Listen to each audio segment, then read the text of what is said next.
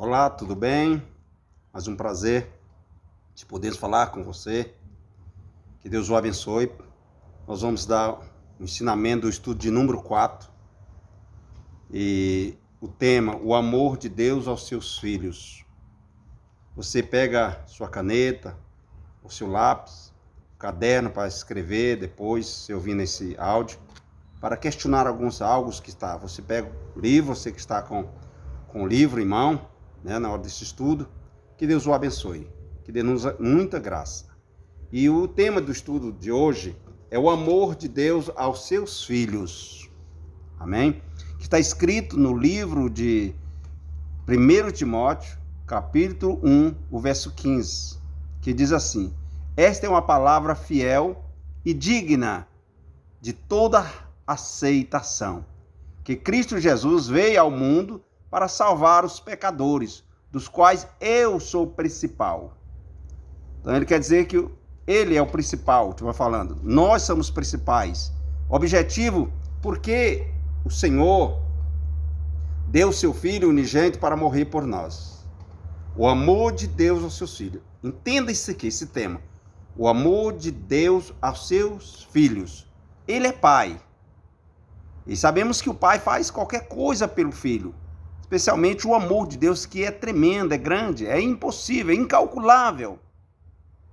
Então nós somos chamados para ser um cristão, já são um plano de Deus, já é um projeto de Deus.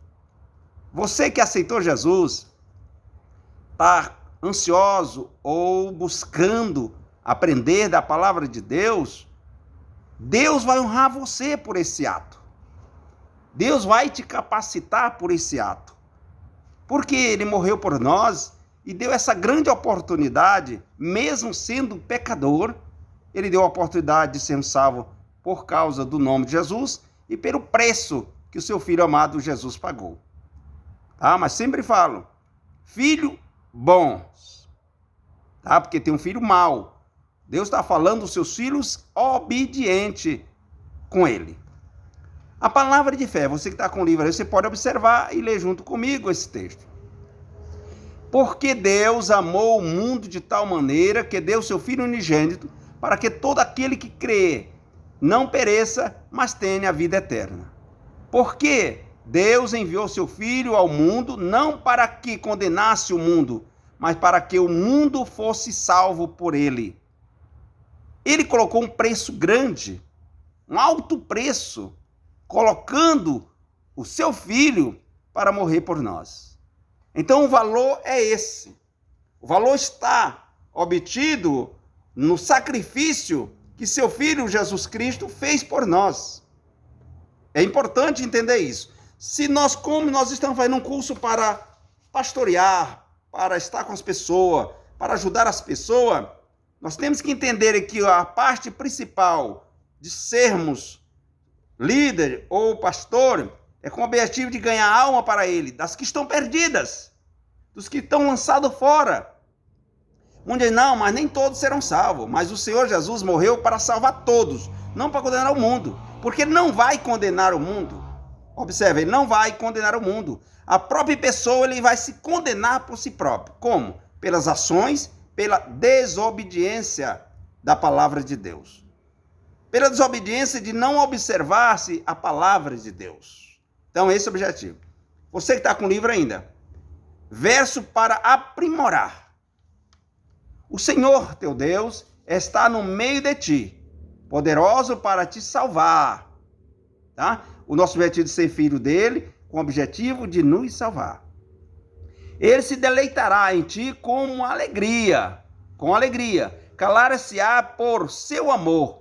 E regozijar-se-á em ti como júbilo. Quer dizer, ele vai se agradecer, ele vai se alegrar pelo seu amor, ele vai regozijar-se em ti com júbilo, com alegria, porque você está aproximando de Deus.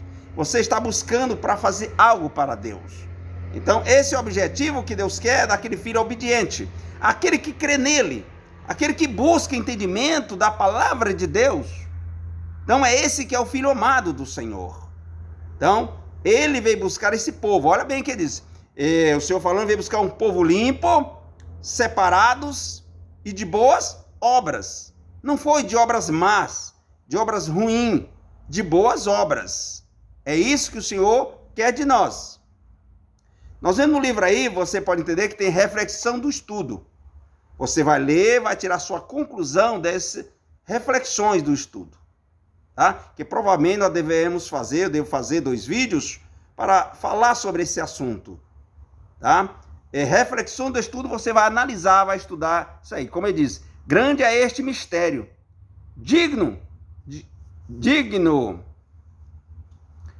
para, porém, a rejeitar a Cristo e da igreja. Grande é esse mistério. Digno, porém, a respeito de Cristo e da igreja. Respeito da igreja. Amém? Então, nós vamos lá na parte 1 do estudo 2, que diz: o passado faz parte da nossa nova vida cristã. O passado faz parte. Não vai pensar, mas eu fui adúltero, eu fui mentiroso, homicida, e se você arrependeu disso aí, você se tornará legítimo filho de Deus. Tá? Porque você não era conhecedor, você não conhecia, você pecava voluntariamente sem conhecer a gravidade da lei espiritual. Amém? Da lei espiritual. Então vamos lá. Quando referimos ao passado,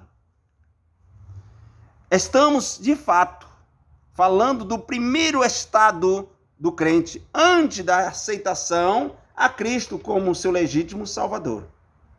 Esse passado, ele faz parte porque nem todos nasceram na igreja, mas todos que nasceram, ele tem o seu passado, bom ou ruim, agradável ou não agradável a Deus. Mas quando nós aceitamos o Senhor Jesus, nós se tornaremos iguais, filho de Deus, por adoção, pelo seu amor. Tá? Ele colocou nós como filho, aquele filho obediente que obedece a palavra de Deus. Aleluias. As características aqui apresentadas como do passado são as do pecado atual. Do pecado atual. O pecado de hoje em Cristo zerou o nosso estado deplorável. Quando nós aceitamos Jesus, olha bem, zerou. O seu pecado foi esquecido. E o Senhor nunca mais lembrará dele. Esse que é importante. Zerou o nosso estado deplorável de condenação à morte, como Cristo nos chamou. Porque ele falou que ficou deplorável de condenação à morte. Porque o pecado gera morte. E quando não aceitamos Jesus, você está morto para Cristo. Você está afundado no pecado. Esse pecado, ele nos afasta de Deus. Esse pecado, perdemos a esperança e a oportunidade de morar no céu. Mas como estamos fazendo esse curso com o desejo de alcançar misericórdia, nós se tornamos filhos por adoção. Não somos bastardos mais. Tá? Nós somos co-herdeiro da herança em Cristo. Somos co-herdeiro a mesma quantidade, a mesma igualdade que o Senhor Jesus tem, direito, salvação. Nós somos co-herdeiro de Cristo. Né? Pela misericórdia de Deus e pela morte no Calvário, o Senhor ressurgiu entre os mortos. Todo pecado está espiritualmente morto. O estado da morte que fala a Bíblia é a desobediência que separa o homem de Deus. A desobediência que separa o homem de Deus. Daquele que não conhece a Cristo como Salvador. Se não conhece ele antes, não tem a certeza, seus pecados serão esquecidos a partir que você aceita. Agora, observam. Nós estamos fazendo esse curso, todos nós aceitamos Jesus. Para o que não aceita, ele está morto. Está morto nos seus pecados, nos seus delitos.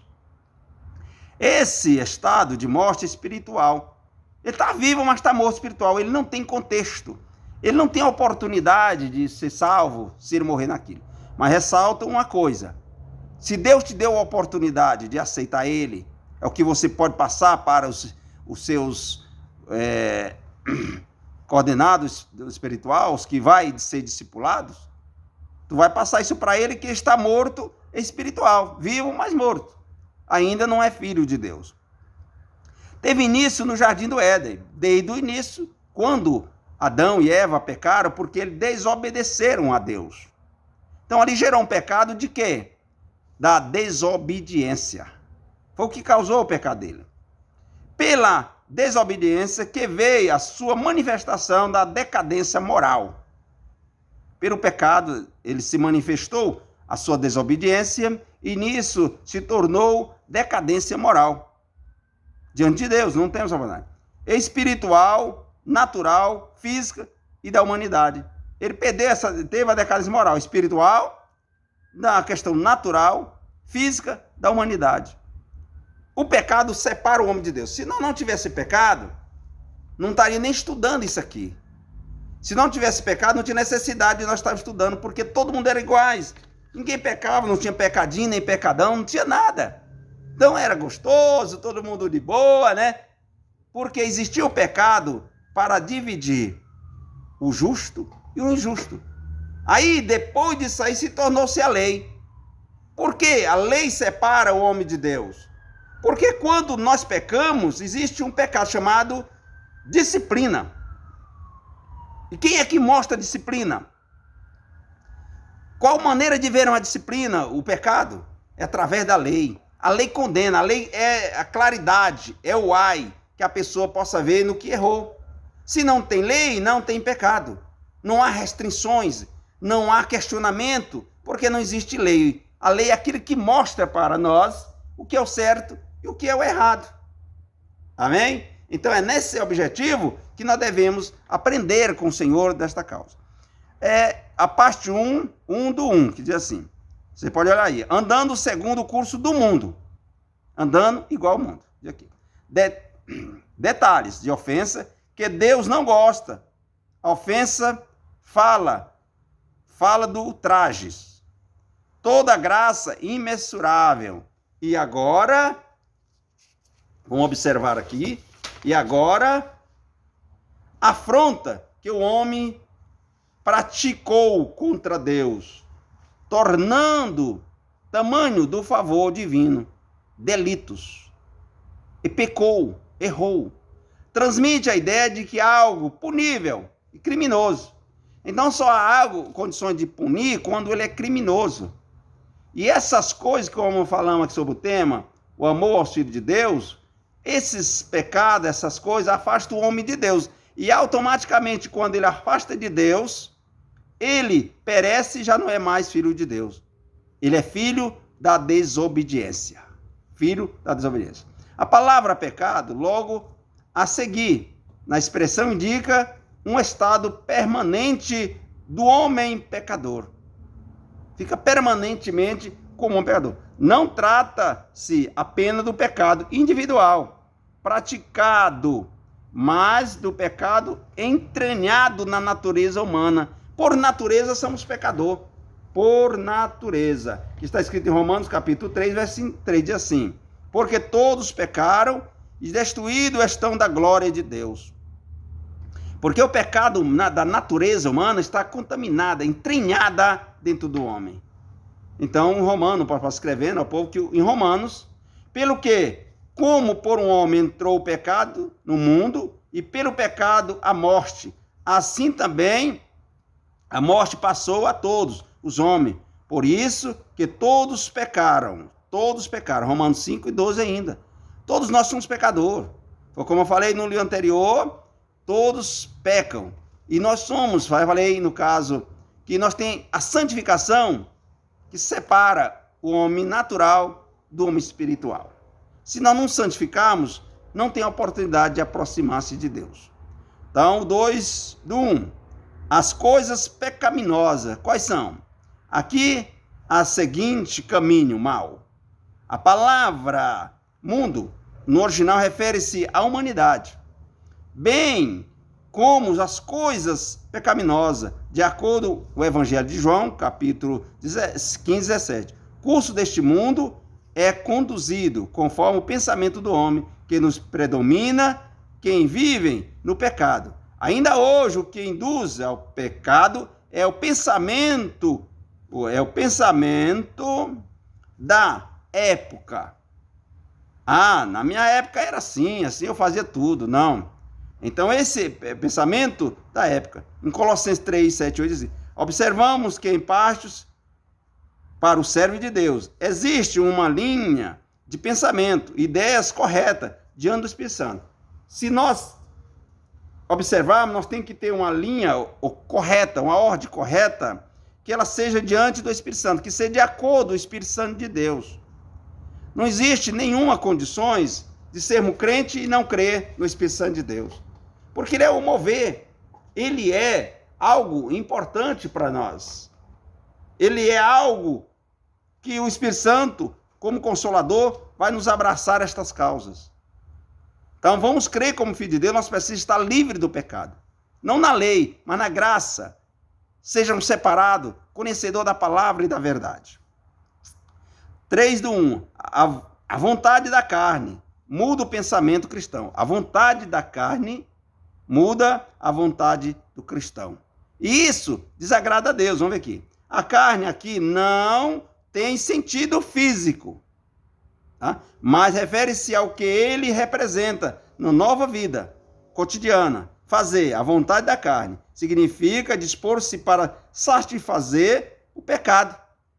O desejo da carne, porque o espírito limita contra a carne e a carne contra o espírito. Então nós temos que lutar mais pelo lado espiritual. Vamos analisar. Se você tem 2 cachorros, um exemplo, 2 cachorros Rottweiler ou Pitbull, nascidos da mesma mãe, mesmo tamanho, mesmo peso. Observa, o mesmo tamanho, a idade, o tamanho e peso. Se pegar só um e você alimentar um mais, alimenta, qual é dos 2 que vai ficar mais forte? É o que você alimentar. A mesma coisa se você alimentar a carne vai te dominar. Se você alimentar o lado espiritual, o espiritual vai conquistar e ganhar. Então a vida espiritual é essa, é na conquista. É na condição de querer receber de Deus. Trata-se de uma natureza inclinada ao pecado, que atende os desejos, quer dizer, da concupiscência, que é do engano, desagradando a Deus. E a vontade do homem subjugará as inclinações da natureza pecaminosa. O homem só puxa para o mal. Prostituição, mentira, roubo, ao que é oposto à vontade de Deus. A carne física, inconsciente, mas não aos aspectos da natureza decaída do homem, que toma a desequilibridade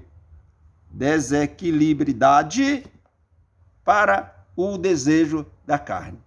O homem desequilibra, os desejos são maiores para vencer.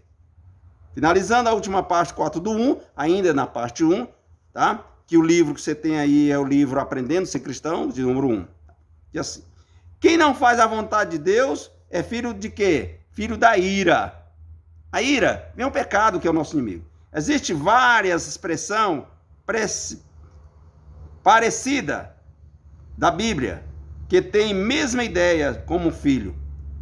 Agora observa como os filhos. Filho da desobediência, em Efésios você vai ver, filho da perdição, filho do inferno. Quanto a Bíblia fala da ira de Deus. A ira de Deus. Trata-se de juízo aos que estão sobre a ira de Deus. Então quem está sobre a ira de Deus não é filho de Deus. Está sobre a ira de Deus. Como se ele padecesse, perdesse a calma, o equilíbrio, irasse-se. Não trata disso. Quer dizer, quando fala do pecado, como se Deus irasse, perdesse a calma, os equilíbrios. Não, eu vou tirar ele do meu caminho. Deus não faz isso. Deus não lança ninguém fora. Quem se lança fora é o homem a si próprio. O homem a si próprio se lança fora. Sua ira é uma reação natural. Claro. Automática da sua santidade contra o pecado. É uma barreira espiritual. Quando você luta a favor da carne, é uma barreira espiritual, que sua natureza santa e eterna mantém contato com o pecado.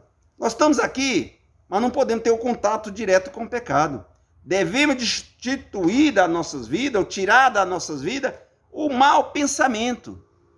Não vai pensar que agora você fez esse curso, você aprendeu tudo, a santificação, agora eu sou líder, agora eu vou ser pastor, e dizer, eu não tenho sentimento pecaminoso. Tem. Todos nós temos nosso pensamento, mas a Bíblia diz que nós temos que vigiar, se policiar, quer dizer, ver o que está errado e o que está certo. Porque senão nós vamos perecer. E quando perecemos, todo o nosso corpo, os problemas, tudo vai acarretar sobre nós e teremos grandes prejuízos. Quais são os prejuízos? O prejuízo que você pode perder a salvação. E para ganhar alma, como estão fazendo esse curso, SECOMIM, Seminário de Treinamento de Capacitação de Obreiro do Ministério Naiote. Você nas XCV Santos, seremos sempre com defeito, mas vigiando, buscando o melhor, para buscar a alma com sabedoria, com entendimento, para entender o que o próximo passa. Amém? Que Deus o abençoe. Nós terminamos o estudo de número 1, tá? Do estudo de número 4, né? E o vídeo de número 1. O vídeo de número 1. E nós vamos ter continuidade no próximo vídeo. Aguarda aí e você vai dar continuidade em nome de Jesus. Que Deus abençoe e continua firme. Não desanima. O Senhor é contigo. Muito obrigado. Que Deus abençoe. Seja o momento, à noite ou à tarde, qualquer hora você assistir esse vídeo. Dedicando-se a ele, você vai ter uma visão. Você vai entender que nós precisamos ser diferente. Para ser filho de Deus, não é igual filho de qualquer um, não. Pode observar que toda a família, ela é diferente uma da outra. A mesma coisa, a família de Deus, todos são iguais. Ser filho de Deus, tem que ter obediência, santificação, crer, ser batizado e acreditar no que está escrito na Bíblia. Se você está vendo esse curso e não crê na Bíblia, se torna dependioso para você entrar na dimensão do Espírito Santo de Deus. Que Deus abençoe e até lá no próximo vídeo aula.